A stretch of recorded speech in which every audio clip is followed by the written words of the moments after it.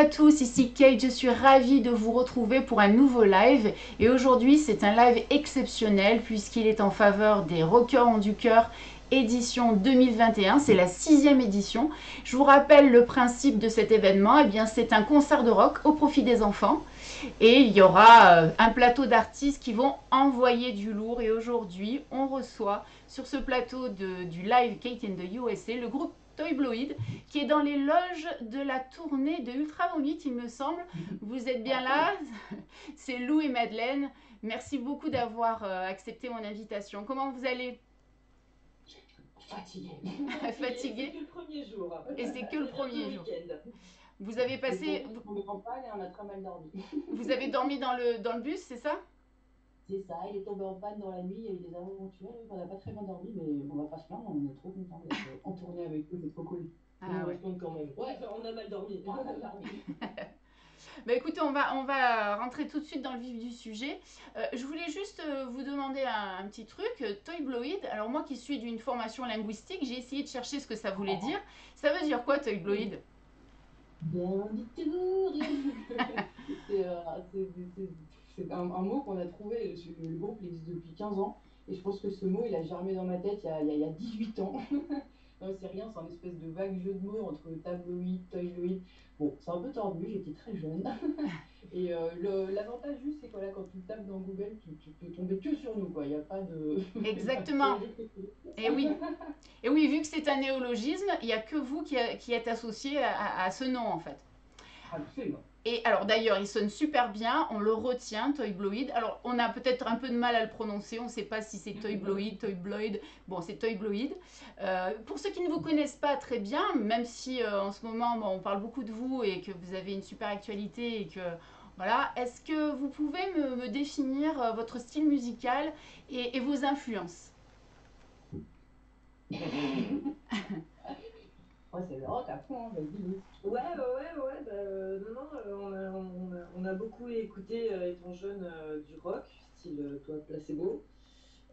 Moi, beaucoup Gossip, des filles un peu énervées qui chantent et qui crient dans un micro. Donc, non, on essaye de faire. En fait, on a commencé le groupe en étant très jeune, donc en fait, on essayait juste de refaire ce qu'on a vu dans les clips MTV et qu'on kiffe, quoi, des Angry Boys. On est très rock années 2000. Ouais. D'ailleurs, c'est en train de revenir le rock des années 2000 et c'est une excellente chose. Voilà. D'ailleurs, j'ai une question. Vous avez donc une influence américaine. Alors, nous, on est un live qui est spécialisé dans la culture américaine. Et j'aurais voulu savoir quelle était l'influence des États-Unis dans votre parcours musical et peut-être aussi dans votre parcours de vie, à l'une et l'autre. Mais ça, c'est bien la première fois qu'on me demande ça. Moi, je sais pas si je me sens particulièrement affiliée aux États-Unis plus qu'à l'Angleterre, bien sûr, c'est les deux, les deux grands pôles. Mais je sais pas, toi, tu nous as encore dit très récemment que tu penses que Danko Jones est ton groupe préféré du monde. C'est les Américains, oui, bien sûr. Oui. Et je crois que oui, Danko Jones, c'est une grosse influence pour Lou. Donc, le gros rock ricain qui tâche, pas Ouais, qui est bien efficace. très inspiré de AC/DC. Non, c'est vrai que quand on pense rock, oui, il y a tout de suite ces deux pôles, l'Amérique et l'Angleterre. Et c'est vrai que nous, on a grandi du coup, comme Madeleine disait, avec ce rock des années 2000. Et c'est vrai que majoritairement, ça venait des States. Eh oui. Et quand vous écrivez vos morceaux, c'est Lou essentiellement qui écrit les textes. Tu n'as jamais songé à écrire en français? Non, jamais. Je pense qu'on a commencé le groupe avec des petites chansons par-ci par-là en français. J'étais là genre, non, non, non, non, non, c'est pas très bien. Moi, je préfère dire des choses très simples dans une langue que j'essaye d'apprivoiser et de chanter comme ce que j'écoute, quoi. D'accord. Vous êtes le premier groupe, je ne sais pas si vous le savez, mais vous êtes le premier groupe à participer au Rockers ont du cœur, qui est majoritairement féminin. Bon, Greg n'est pas là aujourd'hui, on le salue. Quels sont, alors vous avez déjà parlé un peu de Gossip, mais quelles sont vos muses, quelles sont les femmes qui vous inspirent dans votre style musical et dans la manière dont vous produisez sur scène, par exemple? Moi, le premier groupe avec une nana que j'ai écouté, bizarrement, j'ai vraiment été éduquée, j'ai entendu que des mecs. Mais un jour, mon grand frère m'a mis dans les mains un CD de Métrique et j'ai fait ah, putain, j'adore cette meuf, elle a une super voix et super chanson. un peu plus pop, ouais, enfin power, pop rock. Moi j'adore Metric, mais c'est vrai que j'ai pas une très bonne culture rock de nana, parce que bah il y en avait moins et on en a pas, j'en ai pas tellement écouté jeune. Je me forme un peu maintenant. Il y en a de plus en plus. Nous, ça fait très longtemps qu'on existe et au début, on avait l'impression qu'on n'était pas beaucoup de filles à faire du rock. Et en France, dans un contexte de petite scène, quoi. Là, il y en Sinon, a de elles plus en étaient toutes plus. vieilles. Sinon, elles étaient toutes vieilles. Non, puis nous, on a eu la chance immense d'ouvrir pour les L7 au Bataclan, là, il y a quelques années maintenant. Et je crois que ça a beaucoup ému nous. Pour le coup, toi, tu as énormément écouté. Grosse influence pour toi, L7. Ouais, tout à fait. Ah oui, ah oui. Fallait que t'arrondisses. Non, les nanas qui m'ont influencé, bah ouais, non, mais nous on est de la génération de Bess Ditto, hein, quand elle est arrivée, Ouais. qu'elle est super bien sapée et qu'elle termine ses concerts en culotte. Nous on l'a vu de nos propres yeux, c'est ça que je veux te dire. Mais non, non, après, moi, je suis fascinée par Patti Smith, Joan Jett, les L7, qui étaient clairement le groupe copine de Nirvana. Euh, donc non, non, ouais, je rigolais sur le fait qu'elles soient vieilles, mais en même temps, c'est tellement des institutions, c'est tellement des légendes, elles ont fait tellement de choses dans le milieu musical, enfin, dans le rock, Dans pour les nanas, l'univers du que... rock, ouais.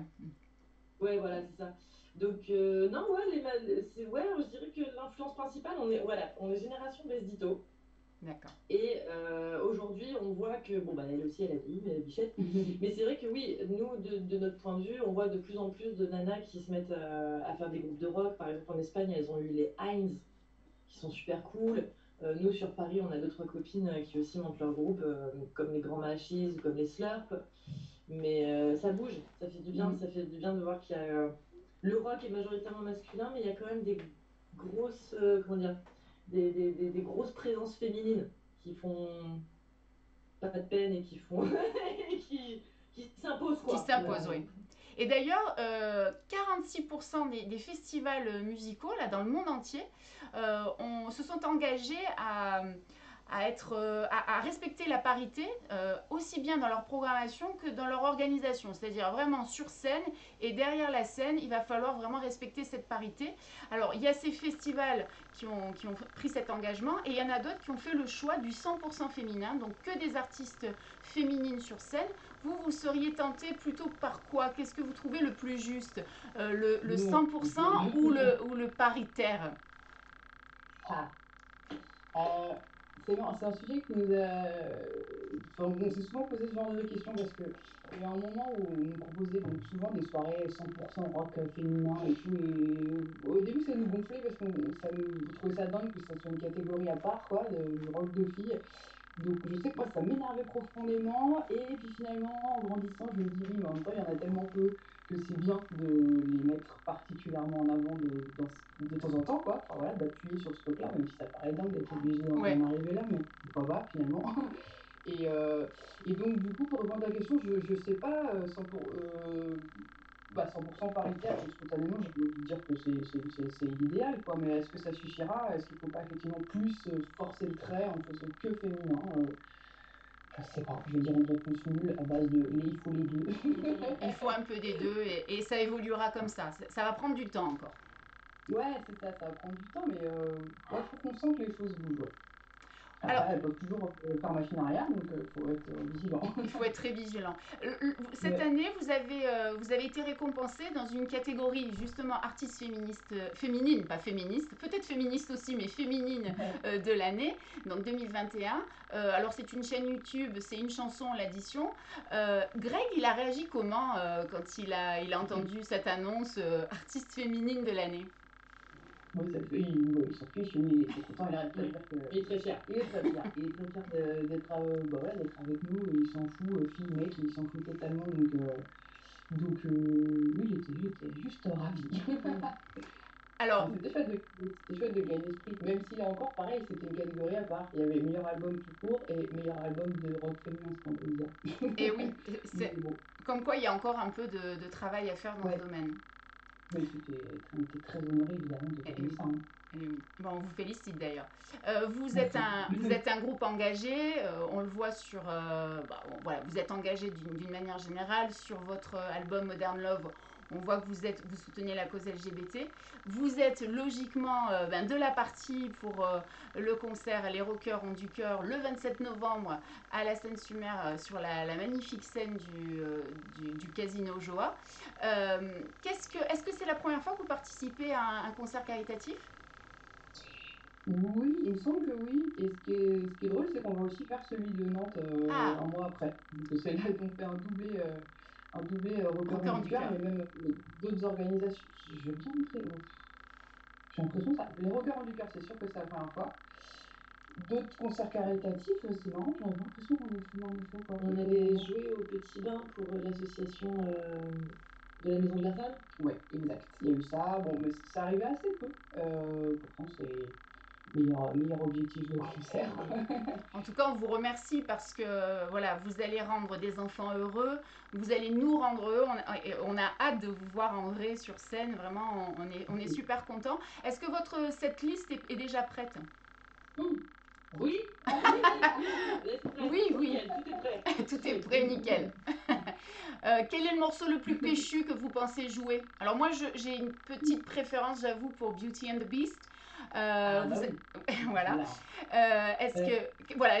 Quel est le morceau que vous pensez jouer qui va vraiment tout déchirer là?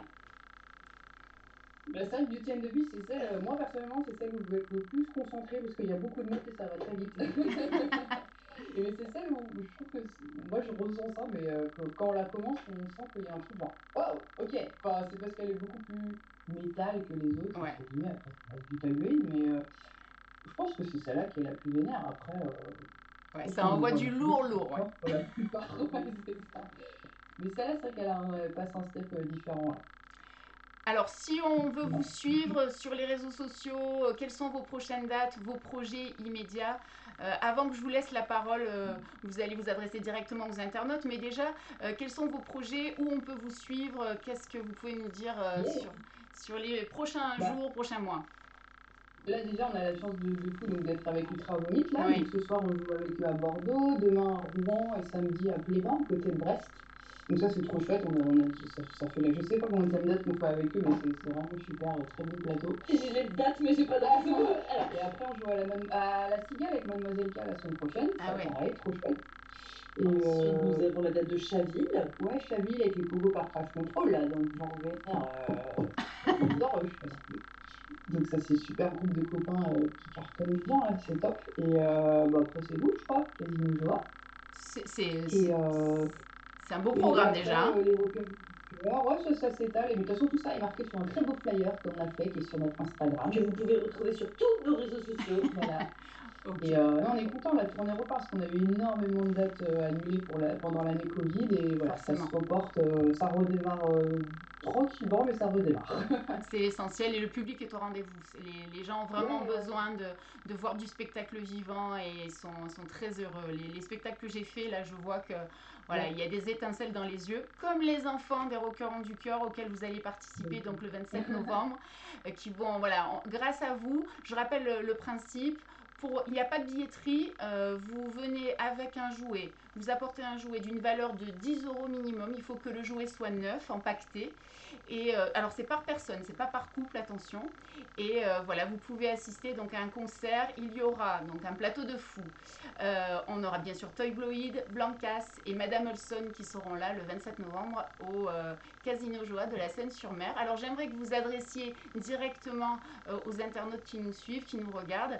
Qu'est-ce que vous pouvez leur dire pour leur donner l'envie de venir assister au concert, venir vous applaudir le 27 novembre? C'est à vous. Ok, salut, c'est Toy. On vient pas souvent chez toi, parce que c'est loin de chez nous. Alors, on te retrouve le 27 novembre pour une super belle raison qui est d'offrir des jouets à des enfants qui n'ont pas la possibilité d'avoir des jouets. Voilà, donc c'est une belle occasion pour nous. On te retrouve au Casino Joa le 27 novembre. Oui, c'est à partir de 19h30, ouverture des portes 19h30, puis voilà, il y aura plein de petites choses et on donnera les informations au fur et à mesure sur les réseaux sociaux. Je crois que le message est bien passé, on a vraiment, je ne peux pas dire autre chose, on a hâte de vous retrouver en vrai. Là, on était en duplex, c'est déjà génial qu'on ait pu faire ça et on a hâte de vous voir. Voilà, vous avez une énergie qui est très communicative et On est super content et super impatient de vous voir. Voilà, et puis je vais m'adresser aux internautes puisque vous l'avez fait aussi. Si vous avez du cœur, si vous aimez le rock, eh bien, il n'y a pas autre chose à faire. Rendez-vous le 27 novembre au Casino Joad de la Seine-sur-Mer.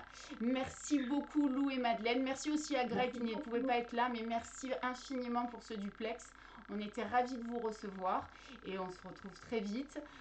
Voilà, si vous voulez faire juste un petit coucou, au revoir à tout le monde. Merci beaucoup. Merci à vous. Merci. Et merci à vous de nous avoir suivis. Et puis à très vite. Bye.